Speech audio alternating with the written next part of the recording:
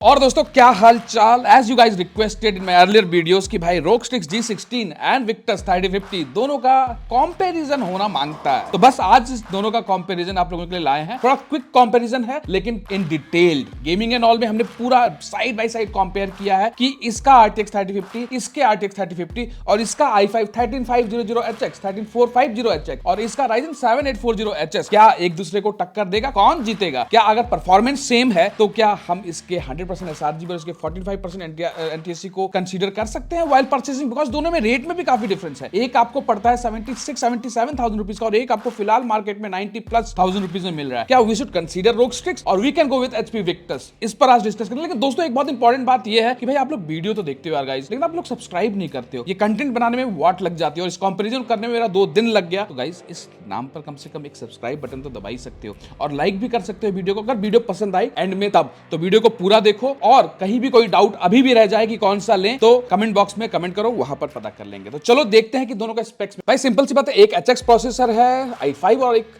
Ryzen 7 7840HS। तगड़ा टक्कर है भाई। कोर साहब और थ्रेड्स का डिफरेंस देख लो, कहीं ना कहीं हाइब्रिड प्रोसेसर का इंटेल को फायदा मिलता है और लेकिन रैम का स्पीड 5600 मेगाहर्ट्ज मिलता है अपने विक्टस में। ऑफिस दोनों में मिलता है। एंड अब आ जाते हैं डिस्प्ले में। भाई डिस्प्ले में भाई 100% SRGB ROG Strix मिलता है और इधर हमको ऑलमोस्ट 56% SRGB और 45% NTSC देखने को मिलता है। तो कुछ ये डिफरेंस है। और भाई रिफ्रेश रेट 165 हर्ट्ज और 144 हर्ट्ज, तो ये भी डिफरेंस है। मग स्विच एक तरफ आपको मिल जाता है और दूसरे टाइप भी मिल जाता है, बट eGPU मोड वाला हमको विक्टस में नहीं मिलता। पोर्ट्स भाई लेफ्ट में हमको थंडरबोल्ट 4 पोर्ट मिल जाता है एंड राइट में विक्टस में हमको पोर्ट 4 तो नहीं मिलता जो कि राइजन में मिलता है, बट यार जो पोर्ट्स है वो काफी हैं जैसा आप लोगों को पता है। And HDMI port and all almost same है, इसमें कोई डिफरेंस नहीं रहने वाला है। स्पेक्स से आप लोगों को एक डिफरेंट एक आइडिया तो लग ही गया होगा। और दोनों का डिस्प्ले भी चेक करना बनता है गाइस। एक तरफ 100% SRGB 250 निट्स और एक तरफ आपको 45% या 55% NTSC सही बताऊं तो। और display again here is also very good. Compare करके देख, दोनों में ही एवेंजर्स चलाकर आपको एक क्लैरिटी शोकेस करने का कोशिश कर रहा हूं। आपको खुद में खुद डिफरेंस फील हो जाएगा। क्या SRGB से आपकी मूवी वॉचिंग में फर्क पड़ने वाला है? नहीं। कलर ग्रेड में जरूर पड़ेगा लेकिन यहां नहीं। और अब भाई देखो FPS एंटी ग्लेयर डिस्प्ले, तो साइड से भाई व्यूइंग एंगल दोनों में क्लासी है, कोई प्रॉब्लम नहीं होने वाला है। और क्लैरिटी की जहां तक बात है वो आप खुद जज करो, आपको क्या लगता है। दोनों को हमने साइड से चेक किया, क्लोजली चेक किया। कलर में देखो यार थोड़ा बहुत डिफरेंस डिस्प्ले टू डिस्प्ले होता है, लेकिन रियलिटी में आप उस डिफरेंस को कितना कैच कर पाते हो वो मेन बात आ जाती है। अगर डिफरेंस बहुत कम है means both of the display are kind of good quality, rest आप खुद कमेंट करके बताओ। अगर एडिटिंग की बात की जाए तो दोनों में हमने टेस्ट किया है। पहले फोटोशॉप चेक कर लेते हैं। 100% SRGB ROG Strix और HP Victus 16 55% SRGB, कितना डिफरेंस लगेगा भाई। जिसको कलर ग्रेड वर्क करना है उसको तो डिफरेंस फील होगा, अदरवाइज मेरे को तो उतना वर्क होता नहीं, तो मेरे को उतना फील नहीं होने वाला। पर्सन टू पर्सन अगेन अब दोनों साइड हमने 3 बड़ी फाइल को फिल्मोरा में डाल रखे हैं और रेंडरिंग में रख दिए। अब भाई 3 बड़ी फाइल को रेंडरिंग में कर दिया और आप डिफरेंस देख सकते हो क्लियरली पॉज करके कि भाई कौन ज़्यादा स्पीड कर रहा है, किस में क्या स्लोनेस है। कोई ज़्यादा डिफरेंस नहीं है दोस्तों, ऑलमोस्ट सिमिलर ही परफॉर्मेंस दोनों ने दिया। रेस्ट ROG Strix 1% ऊपर। दोनों का परफॉर्मेंस बेंचमार्क में भी डिफरेंस चेक कर लेते हैं। 3D Mark 10 देखिए तो भाई 2-250 से यहाँ पर ROG Strix विन करता है। और अगर PC Mark 10 देखोगे तो भाई यहाँ पे मार्जिनल डिफरेंस है 100 का अराउंड, यहाँ पे ROG Strix थोड़ा सा बेटर करता है 1%। और अगर आप R23 स्कोर देखो तो भाई यहाँ पे 17,000 ROG Strix निकाल कर HX प्रोसेसर Geekbench पॉज कर देख लें। और रीड राइट में no doubt Victus Gen 4 better speed देता है। अब जो मेन तगड़ा कंपटीशन है वो है गेमिंग का, जिसके बिना कोई डिसीजन हम ले ही नहीं सकते। तो दोनों में हमने 5 से 6 बल्कि ज्यादा गेम हमने इसमें खेला है। बिल्कुल साइड बाय साइड कंपैरिजन किया है विदाउट एनी चेंजेस, मतलब दोनों में सेम कॉन्फ़िगरेशन सब कुछ रखते हुए हमने टेस्ट किया है। तो let's go and check the game. पहला ही गेम साइबरपंक के साथ रीट्रेसिंग लो रखते हुए हाई और अल्ट्रा का मिक्सचर सेटिंग्स। एंड अगर आप डिफरेंस देखोगे कुछ है क्या भाई? नहीं। अगर आप FPS में देखोगे तो डिफरेंस बहुत ही मार्जिनल है, ना के बराबर है। लेकिन रैम यूटिलाइजेशन पर आ जाओ भाई, आपको राइट साइड में विक्टस में 13.8 GB रैम यूटिलाइज हो रहा है जो कि 5600 मेगाहर्ट्ज वाला है, और लेफ्ट साइड में 12 GB रैम यूटिलाइज हो रहा है जो कि ओनली 4800 मेगाहर्ट्ज का है। बट ऐसा क्यों, आगे डिस्कस करेंगे, या तो कमेंट में पूछना। और अगर आप CPU का टेम्परेचर देखोगे तो भाई दोनों में ऑलमोस्ट ही सेम था, ज़्यादा डिफरेंस नहीं था, टेम्परेचर कंट्रोल था। अगर GPU का वॉटेज देखोगे जो कि ऊपर में आपको दिख रहा है भाई, लेफ्ट में ROG Strix 94 वाट तक यूटिलाइज किया भाई। 95 वाट TGP का तो लैपटॉप ही है, और राइट साइड में भी 90 वाट तक जा रहा है, मतलब फुल पोटेंशियल को यूटिलाइज कर रहे हैं।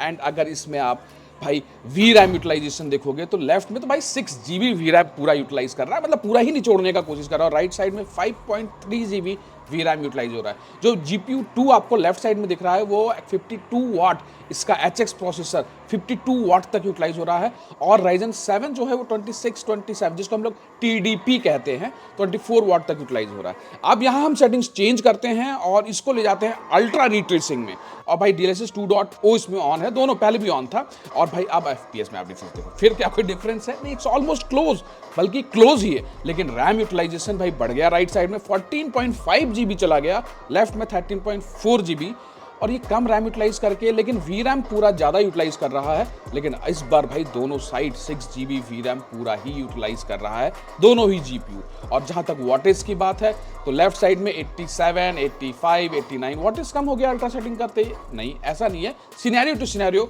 वॉटेज डिफर करता है भाई। ऑलमोस्ट फुल ऑन पोटेंशियल पर दोनों GPU खुद को यूटिलाइज कर रहे हैं, लेकिन CPU भाई लेफ्ट साइड में मेरे को ज़्यादा तगड़ा लग रहा है, बिकॉज लेफ्ट साइड का जो GPU आपका आयरिस है वो ज़्यादा आपको वॉटेज पुश कर रहा है, जबकि राइट में राइजन में मतलब वॉटेज पुश हो रहा है, बट परफॉर्मेंस में मेन बात है, performance is almost same type, कुछ ना पुश करना, जो पुश करना करो, परफॉर्मेंस में कितना डिफरेंस है वो आप चेकआउट कर सकते हो। तो ये भाई साइबरपंक से थोड़ा आइडिया लग जाता है कि कौन सा GPU आपको बेटर परफॉर्मेंस देगा, तो भाई मुझको तो दोनों ही बेटर लगा, लेकिन आने वाले गेम में चेक करते हैं कि क्या होता है। अब ये देखो भाई, हम फोर्जा होराइजन पर आ गए, फोर्जा होराइजन पे भी हमने एक्सट्रीम सेटिंग्स पर DLSS ऑन करते हुए गेम चला रहे हैं। आप यहाँ पर अगर आप देखोगे तो 2-3 का ही आपको डिफरेंस मिलेगा, लेकिन अगेन यहाँ पर रैम यूटिलाइजेशन 15 GB जा रहा है राइट साइड में, और लेफ्ट में 14 GB पे मतलब कम रैम यूटिलाइज हो रहा है, लेकिन वी रैम आपको आप देख सकते हो दोनों ही 6 GB वी रैम पूरा ही पुश कर रहे हैं। वॉटेज भी ऑलमोस्ट सेम 66-67 के अराउंड दोनों में यूटिलाइज हो रहा है। एंड गाइज ये सारा वीडियो हमने iPhone 15 Pro से शूट किया है, from starting game and everything. I thought कि let's check and let you guys know कि भाई आईफोन से क्या हम एक फुल ऑन वीडियो शूट कर सकते हैं कि नहीं।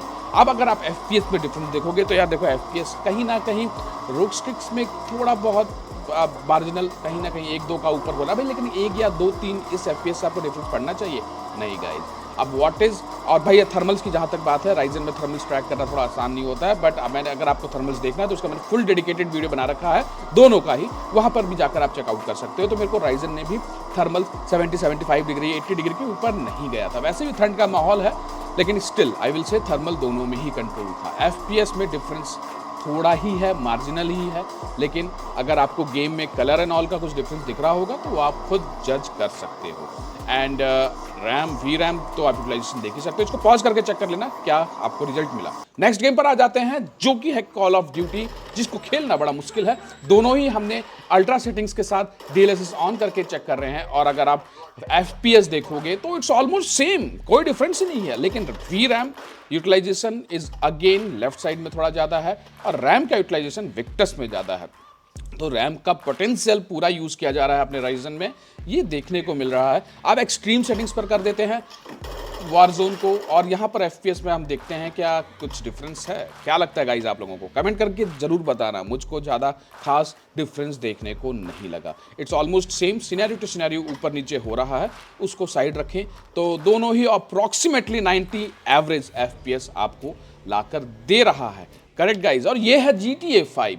अब भाई लेफ्ट में 165 हर्ट्ज का स्क्रीन है, राइट में 144 हर्ट्ज का स्क्रीन है, तो विक्टस भी आपको वही परफॉर्मेंस दे रहा है जो कि आपको अपना रोस्ट्रिक्स दे रहा है। तो इट्स ऑलमोस्ट क्लोज। भाई एक तरफ गन चला रहा हूँ और एक तरफ दौड़ रहा हूँ, तो थोड़ा सा आपको लेफ्ट में FPS ज़्यादा दिख रहा होगा, लेकिन जैसे लेफ्ट में अभी हम गाड़ी चलाएंगे तो देखना वहाँ पे भी FPS आपका 140 तक अराउंड आएगा। तो 5-10 का जब आप कोई सिनेरियो में फाइट एंड ऑल कर रहे होते हो तो ड्रॉप होता है, तो वो केस दोनों में ही है, कोई ऐसा नहीं है कि इसमें ज़्यादा इसमें कम। ऑलमोस्ट सेम परफॉर्मेंस मेरे को दोनों का ही लगा। देखो जैसे मैंने इसमें गाड़ी चलाने लगा रोस्ट्रिक्स में, तो यहाँ पे भी FPS ड्रॉप हुआ है, ऑलमोस्ट सेम ही FPS दोनों निकाल कर दे रहे हैं, लेकिन रैम यूटिलाइजेशन अपना ये ज़्यादा कर रहा है। ये अपना फार क्राई पर आ जाते हैं। फार क्राई पर भाई पहला सेटिंग्स जो है वो हमने रखा है, जिसमें आप देख सकते हो कि भाई FPS is almost same, there is no difference, और हम अल्ट्रा सेटिंग्स पे ही खेल रहे हैं, और इसमें FSR होता है, DLSS नहीं होता है, वो ऑन करके। और यहाँ पर अगर आप देखोगे तो 14 GB रैम लेफ्ट में भी यूटिलाइज हो रहा है, राइट में भी यूटिलाइज हो रहा है। एंड TGP की जहाँ तक बात है तो 75-76 TGP यूटिलाइज हो रहा है, VRAM फुल ऑन यूटिलाइज हो रहा है। और TDP जो CPU की बात है तो लेफ्ट साइड में 45 वाट TDP जा रहा है, राइट में 28 वाट TDP जा रहा है। बट बात होती है परफॉर्मेंस की, तो परफॉर्मेंस इज़ भाई कोई खास डिफरेंस मेरे को दोनों के 3050 में नहीं लग रहा है। एंड Ryzen 7 भी वही परफॉर्मेंस निकाल कर दे पा रहा है जो कि अपना ROG Strix ला कर दे पा रहा है। तो ये कुछ एक कंपैरिजन लगा। अब नेक्स्ट गेम भाई ये नया गेम है जो कि है Evil Dead 4। इसमें हम देखो भाई 165 हर्ट्ज का लेफ्ट में स्क्रीन है और 144 हर्ट्ज का अपना राइट में स्क्रीन है विक्टर्स में। और ये हम लोग जो पहला सेटिंग रखे हैं ये नॉर्मल सेटिंग्स रखे हैं, बेसिक सेटिंग्स। और इसमें भी अगर आप देखोगे बेसिक सेटिंग्स में अपना फुल पोटेंशियल यूटिलाइज कर रहे हैं और कलर एक्यूरेसी एंड ऑल अच्छा लग रहा है। राइट में ब्राइटनेस थोड़ा कम था। नेक्स्ट सेटिंग्स पे चले जाते हैं, प्रायोरिटाइज ग्राफिक्स को प्रायोरिटाइजेशन दे रहे हैं। तो यहाँ पर थोड़ा सा अगर आप FPS देखोगे क्या कुछ नहीं खास डिफरेंस है। बट हाँ कहीं ना कहीं ROG Strix थोड़ा सा पुश कर रहा है, but that doesn't matter, it's all scenario to scenario. अगर आप performance overall in an average देखोगे तो दोनों का मैच ही कर रहा है, करेक्ट। अब इसमें जो अगर आप VRAM भी देखोगे तो VRAM भी ऑलमोस्ट लेफ्ट में ROG Strix में कम यूटिलाइज और राइट में थोड़ा ज़्यादा। अब ये हमने लास्ट फाइनल सेटिंग्स पे कर रहा है, इसमें रीट्रेसिंग ऑन कर दिए हैं। रीट्रेसिंग ऑन करते ही यहाँ पर हमको थोड़ा सा FPS कहीं ना कहीं इसमें बेटर मिल गया ROG Strix में, तो लेकिन ज़्यादा नहीं, 5-6 का। राइट साइड में आपको 65-66 देखने को मिल रहा है, 70, but that is also very good FPS सही कहा जाए तो। लेफ्ट में I don't know how, but थोड़ा सा इस वाले गेम में 5-10 का डिफरेंस देखने को मिल रहा है। ऑडियो क्वालिटी में डिफरेंसेस देख लेते हैं कि क्या मिलता है।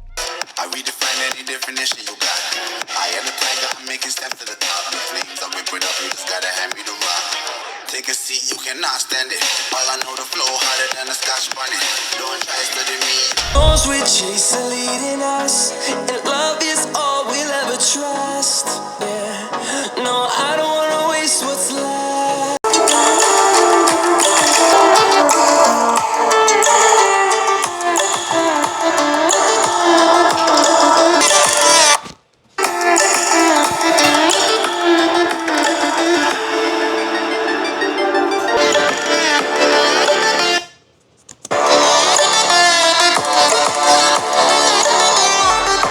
Build quality is a matter of question guys. तो दोनों को आप साइड बाय साइड देख लो भाई। लेफ्ट में थोड़ा सा ग्रे आउट फिनिश के साथ आता है, राइट में ब्लैक और 2 ऑप्शन मिल जाता है, लेफ्ट में भी 2 कलर ऑप्शन मिल जाते हैं। लेकिन बिल्ड जो देखा जाए तो ROG Strix में आपको टॉप लिड जो है वो मेटल की मिलती है, रेस्ट पॉलीकार्बोनेट की मिलती है, सिंगल हैंड आसानी से ओपन हो जाता है। इसमें थोड़ा सा हिंजेस को बेटर करने के लिए थोड़ा सा मेहनत पड़ता है विक्टर्स में, एक हैंड से आसानी से नहीं ओपन होता है।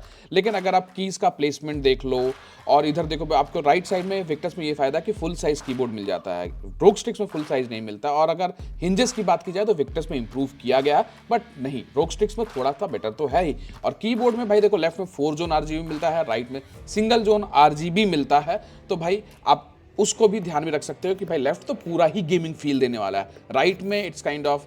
और जहाँ तक टाइपिंग एक्सपीरियंस की बात है तो it's kind of similar, clicky sound आपको देखने को मिल जाता है।